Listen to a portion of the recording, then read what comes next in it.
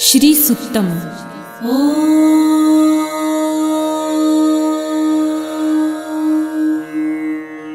हिरण्यवर्णां हरिणीं सुवर्णरजतस्रजां चन्द्रां हिरण्मयीं लक्ष्मीं जातवेदो म आवह ताम आवह जातवेदो लक्ष्मीमनपगामिनीं यस्यां हिरण्यं विन्देयं गामश्वं पुरुषानहम् अश्वपूर्वां रथमध्यां हस्तिनादप्रबोधिनीं श्रियं देवीमुपह्वये श्रीर्मा देवी जुषतां कासोस्मितां हिरण्यप्राकाराम् आर्द्रां ज्वलन्तीं तृप्तां तर्पयन्तीं पद्मे स्थितां पद्मवर्णां तामिहोपह्वये श्रियं चन्द्रां प्रभासां यशसा ज्वलन्तीं श्रियं लोके देवजुष्टामुदारां तां पद्मिनीं शरणमहं प्रपद्ये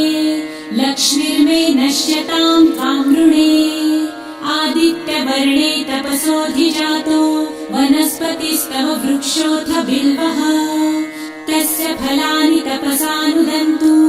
मायान्तरायाश्च बाह्या अलक्ष्मीः उपैतु मां देवसखः कीर्तिश्च मणिना सह प्रादुर्भूतो सुराष्ट्रेऽस्मिन् कीर्तिमृद्धिं ददातु मे शुत्वपासामलां ज्येष्ठाम् अलक्ष्मीं नाशयाम्यहम् अभूतिं समृद्धिं च सर्वानिर्णुद मे गृहात् गन्धद्वारां दुराधर्षां नित्यपुष्टां करिषिणीम् ईश्वरीं सर्वभूतानां तामिहोपह्वये श्रियम् मनसः काममाकुतिं वाचः सत्यमशीमहि पशूनां रूपमन्नस्य मयि श्रेयतां यशः कर्दमे प्रजाभूता मयि सम्भव कर्दम श्रियं वासय मे कुले मातरं पद्ममालिनीम् आपसृजन्तु सिद्धानि चित्रितवस मे गृहे निज देवीं मातरं श्रियं वासय मे कुले आर्द्रां पुष्करिणीं पुष्टिपिङ्गलां पद्ममालिनीं चन्द्रां हिरण्मयीं लक्ष्मीं जातवेदो म आवह आर्द्रां यकरिणीं यष्टिं सुवर्णां हेममालिनीं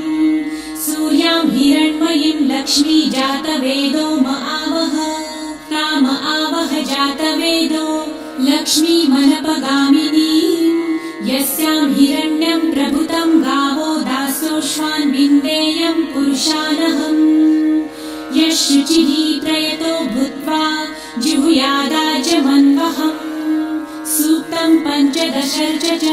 श्रीकामः सततं जपेत् पद्मानने पद्म उरु पद्माक्षी पद्मसम्भवे तन्मे भजसि पद्मक्षी येन सौख्यं लभाम्यहम्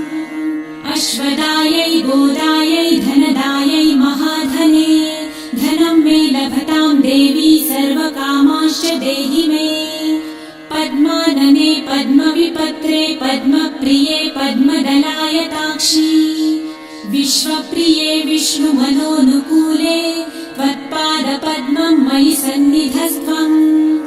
पुत्रपौत्रं धनं धान्यं हस्ताश्वादिगवेरथम् प्रजानां भवसि माता आयुष्मन्तं करोतु मे धनमग्निर्धनं वायुर्धनं सूर्यो धनं वसु धनमिन्द्रो बृहस्पतिर्वरुणं धनमस्तु मे वैनतेय सोमं पिबतु वृतः सोमं धनस्य सोमिनो मह्यं ददातु सोमिनः न क्रोधो न च मात्सर्य न लोभो नाशुभामतिः भवन्ति कृतपुण्यानां भक्तानां श्रीसूक्तं जपेत् सरसिजनिलये सरोजहस्ते धवलतरां सुखगन्धमाल्यशोभे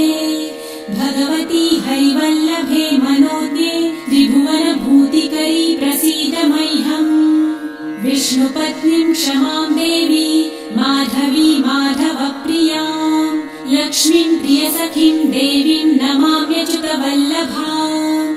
महालक्ष्मीं च विद्महे विष्णुपत्नी च धीमहि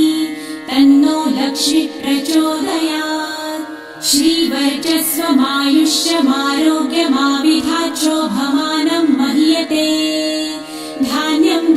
पशुं बहुपुत्रलाभं